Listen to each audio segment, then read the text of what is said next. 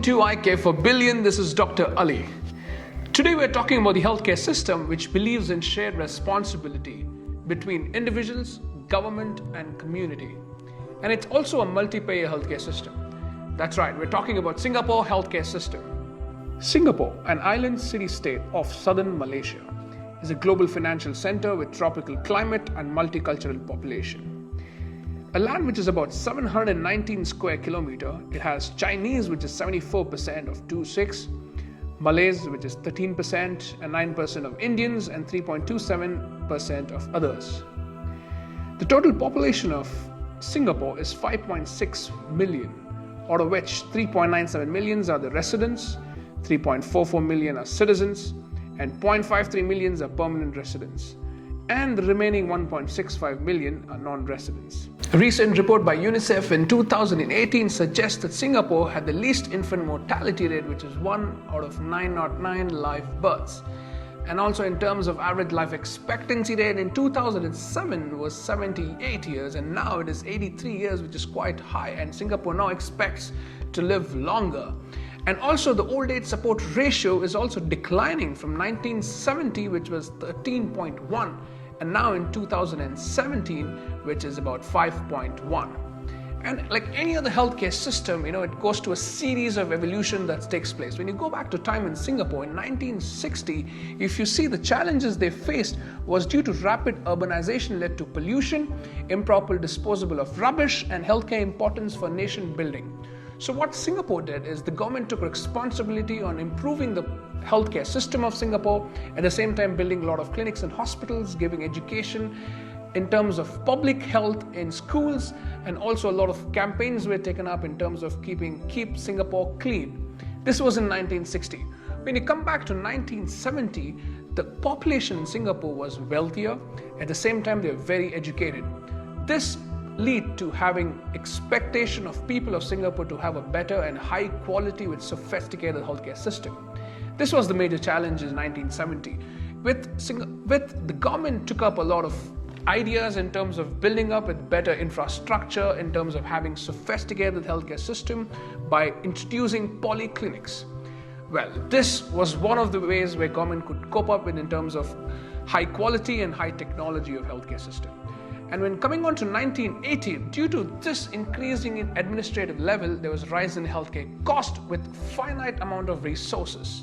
So then the government decided to have shared responsibility of healthcare system, introducing a new system of multi-payer, where responsibility goes to the individual, government, at the same time community. Spending the health dollar. Who pays, who cares? That's right, we're coming to our next segment where we're talking about financing of healthcare system in Singapore. In Singapore, it's completely simple and straightforward healthcare financing philosophy, that is shared responsibility. When the total bill arises from the healthcare, it's quite simple. It's government subsidy and co-payment. The co-payment is in the form of MediSave, MediShield, that is health insurance, medical benefits and personal savings. When we talk about the recent spending of Singapore, which is quite high, which is almost double, which was $3.9 billion, at the moment is about $10.2 billion in the 2018 financial year end. On to the interview session. In my recent visit to Singapore, it was my privilege to meet Bernie Poo, who's the CEO of Allium Healthcare from Singapore, who will be explaining about the key challenges faced in Singapore healthcare system, and also he'll be mentioning about the outbreak that happened in Singapore in 2003, the SARS, Severe Acute Respiratory Syndrome, in which 238 people were affected, out of which 33 died. And he's also going to touch down a brief topic about the Vision 2020 of Singapore Health. So let's hear it from him. Hello Bernie, welcome to the show. Hello, thank you for having me. So moving on to our first question, can you just give us a few key features, key challenges faced in Singapore healthcare system? I think in Singapore there are three main challenges from now to the next 20 years. First of all, of course, is the aging demographics of our population. So with an aging population, there are different disease burden involved, we need to think about different ways of addressing healthcare needs. Secondly, I think the rising expectations of our fellow citizens, in terms of what healthcare should be like, right?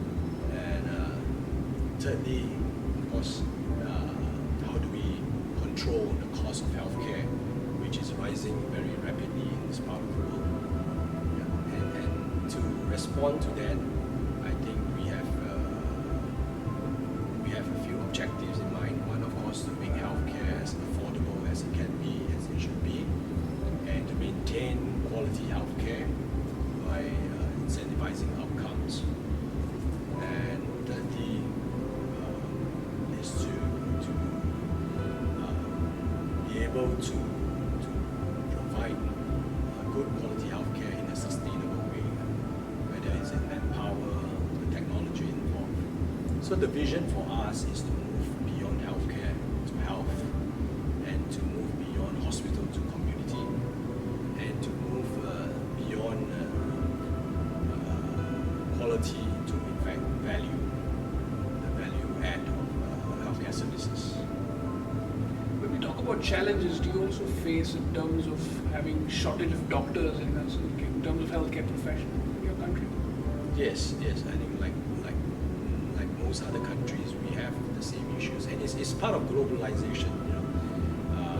Professionals are able to move between countries. So the challenge is, of course, for us to have the right policies and incentives in place to retain good doctors, and also to recruit good doctors and healthcare professionals. And also, can you just give us a brief about the SARS, what happened recently in Singapore in terms of severe acute respiratory syndrome? How did the Singapore cope up with that kind of challenge? And of course, you also are preparing in terms of preventing it further coming in the future. Our experience from SARS in 2003 was that I think there is a need for public-private people collaboration and to come up with a national emergency preparedness plan, so that everyone in the healthcare institution is trained and able to respond accordingly during such an episode, such a crisis. And you also believe that death is purely in terms of lifestyle driven? Sorry? The death is purely due to lifestyle driven? No, I think that there are multiple factors contributing to death, mortality, yes. Of course, having the right lifestyle, right diet helps, right habits help in terms of promoting healthy living, longer living. And a final question, last but one question, can you just give us an overview about the healthcare 2020 in Singapore, the vision 2020? Yeah, like I say, I think the vision is to move beyond healthcare to health. So we talk about self-management, we talk about health promotion, right? And to move from beyond hospitals to community, to promote, to support the caregivers, whether they're professionals or volunteers, right? So that there are more resources available to provide care, and to move beyond quality to value, to look at the effectiveness of the treatment, look at the effectiveness of bringing new technology and drugs, so as to achieve better care, better health, better life. Thank you so much. Final question for today. Would you like to give any take-home message to all the viewers across the globe? Yes, I think the take-home message is I think healthcare should not be just about living longer. It should also focus on the care of the care part as well, living better. Thank you. Anyways, thank you for joining us. It was a pleasure having you. Thank you, sir. Thank you. We spoke about Singapore Health in terms of shared responsibility. Now the question is this transferable to other countries of the globe in terms of developing or developed country? With this, it was my honor to interview Professor Dr. Rainer Sibyl, who will give us his share of ideas and views on this topic. So let's hear it from him. Thank you for joining us again. It was a pleasure to have you again. So moving on, yesterday I had a discussion with Bernie, and he did mention about a few key figures about Singapore healthcare system in terms of low infant mortality rate, and of course also about high life expectancy rate, which is about 83. So, from your opinion and your perspective, do you really understand the kind of system that is happening in terms of MediSave, MediShield, MediFund? So, in this MediSave, they're clearly giving you a message saying that you have to care for your own health by having your own fund. So do you think it's applicable to other countries in terms of developing or developed country, or is it because due to the geographic presentation of the country, or it is purely politically driven? Well, at first I like this idea to strengthen the individual responsibility and to send the message that health is a topic which everybody is individually responsible for, and that the lifestyle and so on contributes to that. And I like this idea. So if we emphasize the individual responsibility of the inhabitants, at the same time we have to take care that they are able to carry that individual responsibility, and that is based on this medical saving account. The people are able to have the money and to get care and to pay this co-payment. I like that idea. But the whole system, of course, how it is implemented is based on certain prerequisites.